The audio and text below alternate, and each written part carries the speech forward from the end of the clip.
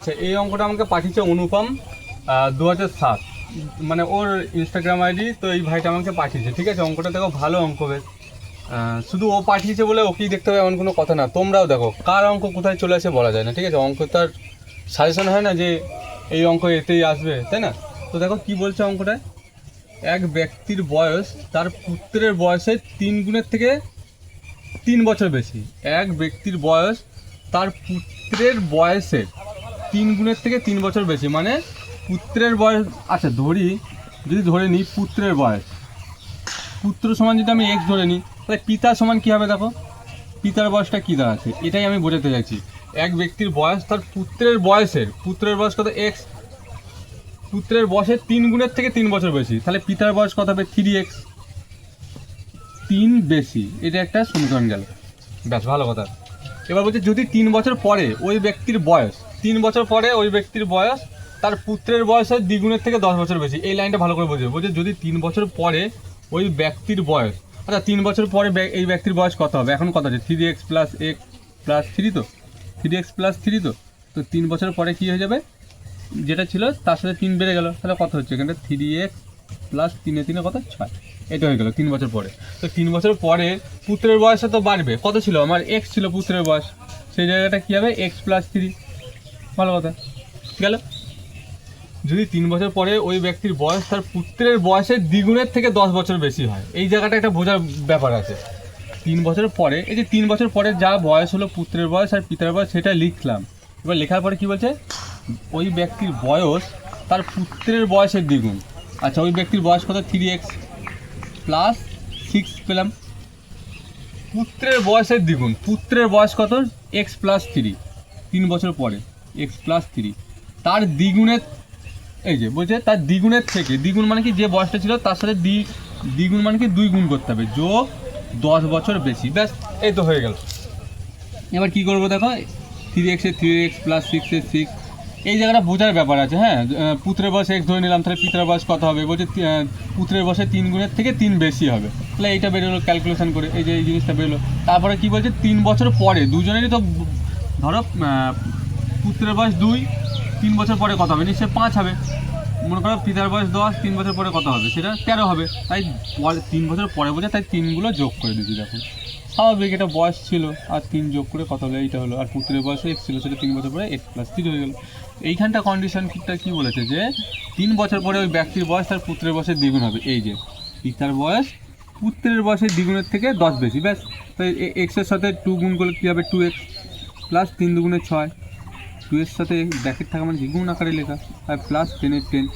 এবারে দেখো এদিকে 3x আছে, তো এক্সগুলো একদিকে নিয়ে আসে, এদিকে 2x আছে, এদিকে এসে -2x সমান, এদিকে কত হচ্ছে 6 প্লাস 10, আর এদিকে প্লাস 6, ওইদিকে কী হবে, -6। এই প্লাস সিক্স -6 কেটে গেলো, তাহলে কী থাকলো, 3x থেকে 2x বিয়োগ দিলে কত হচ্ছে, একটা x সমান, এদিকে কত থাকছে আমার 10 থাকছে। তো এবার দেখো কী বলেছে, 10 বেশি হলে তাহলে পুত্রের বর্তমান বয়স কত, তাহলে পুত্রের বর্তমান বয়স কত দিয়েছিলাম, এক্স। তো এক্সের মান আমার কী বেরিয়েছে, এই যে 10 বছর, এই যে 10 বছর, ব্যাস।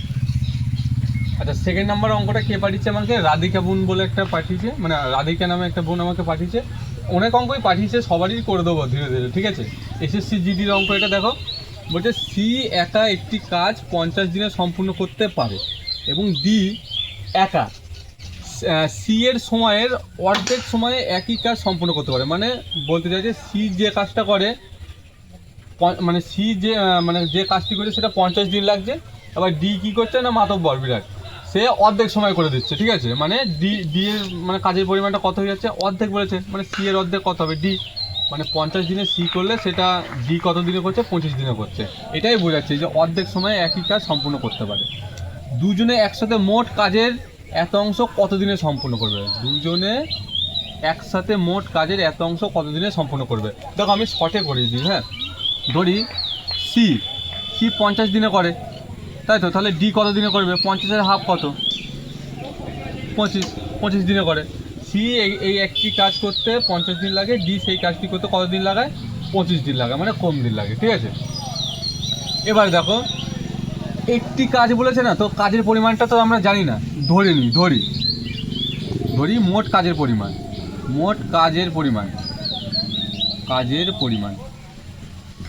পরিমাণ কত, 1 অংশ। 1 অংশ, এই 1 অংশ ধরেই অঙ্কটা আমায় করতে হবে। এবার দেখো ভাষাটা এবার আমরা কীভাবে লিখবো দেখো তো। সি যেহেতু প্রথমে কাজ করছে তাই সি এর লেখাগুলো লিখি।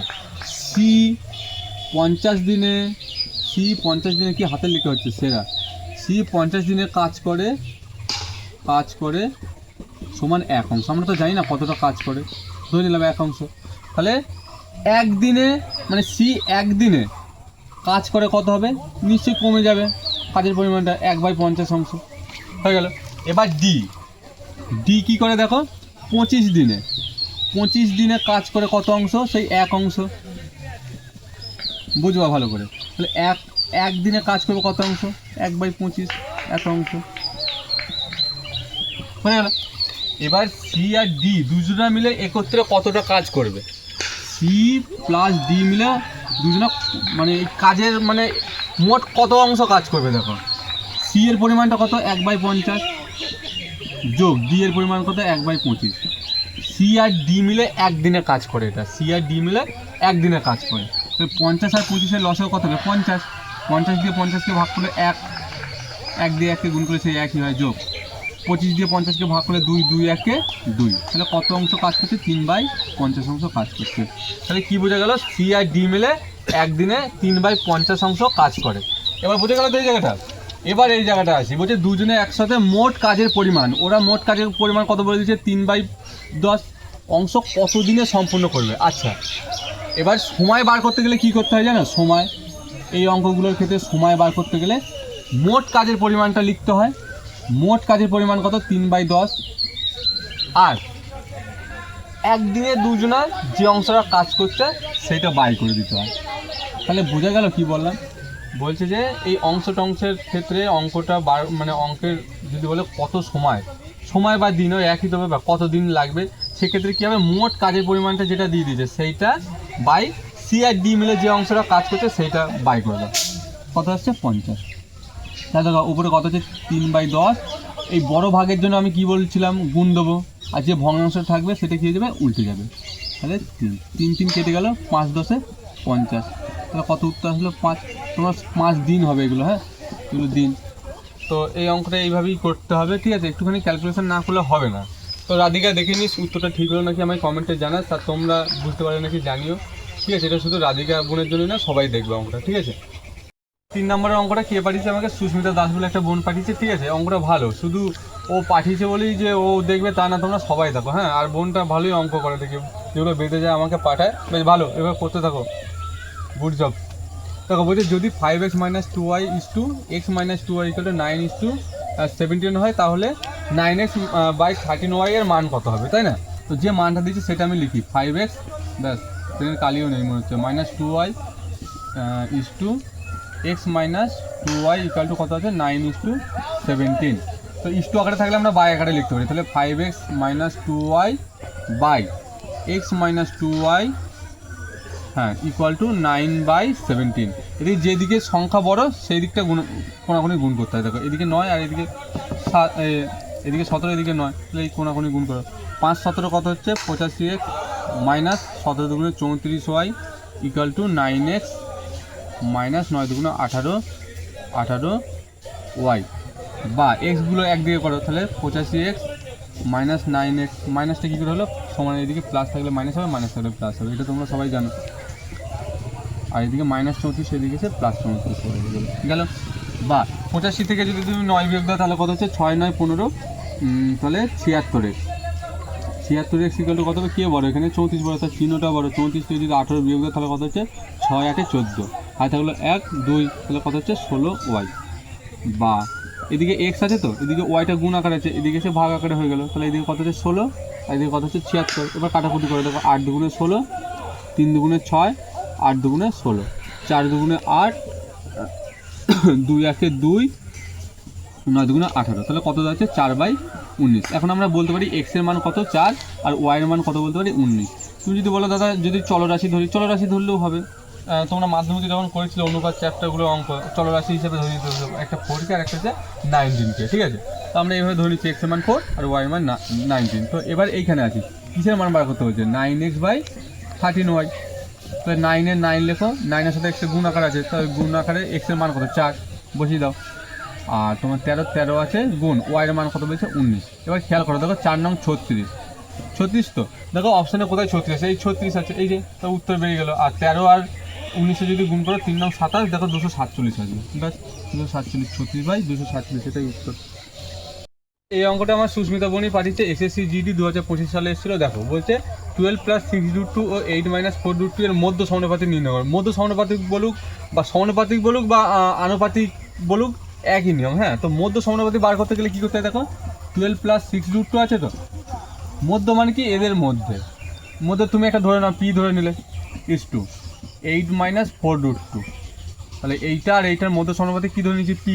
তো এবার কীভাবে সাজাবো, দেখো এদিকে 12 + 6√2 আছে, তো মধ্যে মানে কী হবে, এর সাথেও যুক্ত হবে, এর সাথেও যুক্ত হবে, তাহলে 12 + 6√2 কী হবে, পি হবে একবার, সমান যেহেতু সমানুপাতিক বলছি p/8 - 4√2।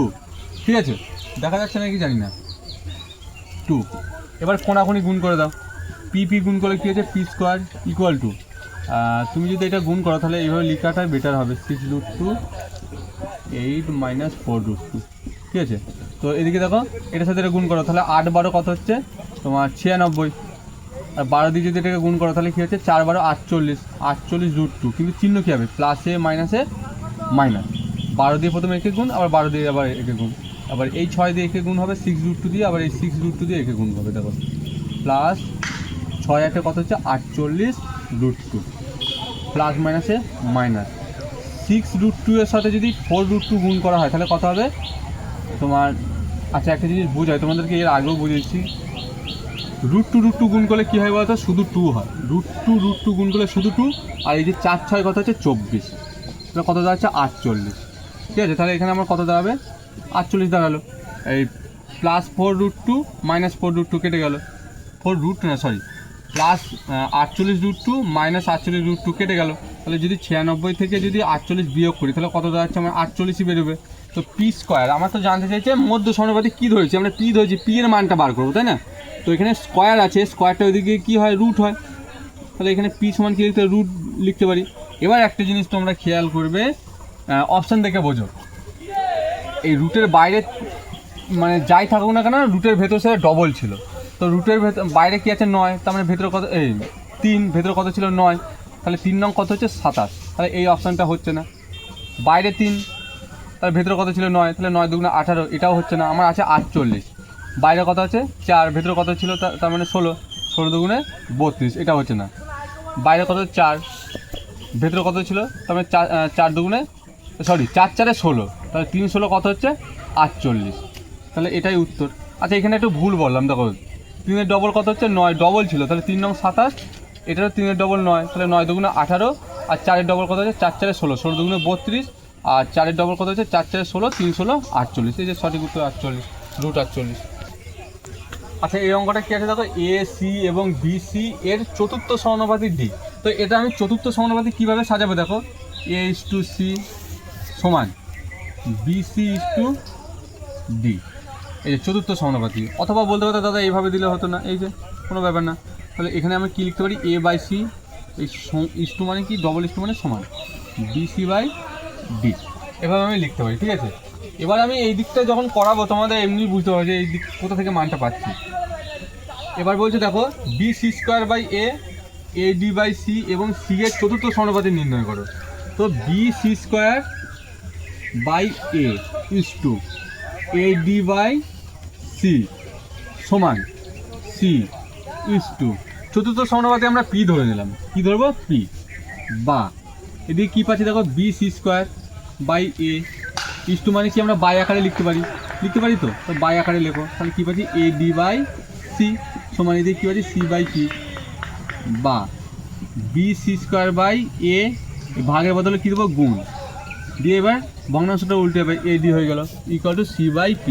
এবার একটা জিনিস এখানে কি মানে ক্লিয়ার হোক, bc² আছে তো কোথাও কাটাকুটি যাচ্ছে না। এবার কি করবো দেখো, এই কোনাকুনি গুণ করো, এই যে কোনাকুনি গুণ করো, দেখো সি এর সাথে যদি বিসি মানে সি এর সাথে যদি বিসি গুণ করি তাহলে কী হচ্ছে bc² সমান এর সাথে ডি গুণ করলে কী হচ্ছে ad। তাহলে আমি এখানে কী মান পেলাম, bc² এর মানটা কী পেলাম ad, এখানে বসিয়ে দাও তাহলে A D by A into C by A D equal to C by P, এটা এ। হ্যাঁ, এবার দেখো এডি এডি কেটে যাচ্ছে তো, তাহলে এদিকের ওপরে সি এদিকের ওপরে সি কেটে যাচ্ছে, তাহলে আমি এখানে কী পাচ্ছি, এ ইকুয়াল টু কি পি। পিটাই তো আমরা চতুর্থ সমানুপাতি ধরেছি, চতুর্থ সমানুপাতি কী ধরে নিলাম, এই যে বললাম পি। তোমরা যদি বলতে দাদা এখানে ডবল এস টু দিলে না কেন, এই নাও দাও, কোনো ব্যাপার না, এটা থেকেই সমান এসছে। তাহলে পি সমান কত বেরোলো, এ, এই যে সঠিক উত্তর কি এ। ব্যাস, ভিডিওটা যদি ভালো লেগে থাকে চ্যানেলটিকে সাবস্ক্রাইব করে পাশে থেকো আর বন্ধুদের মধ্যে শেয়ার করে দিও।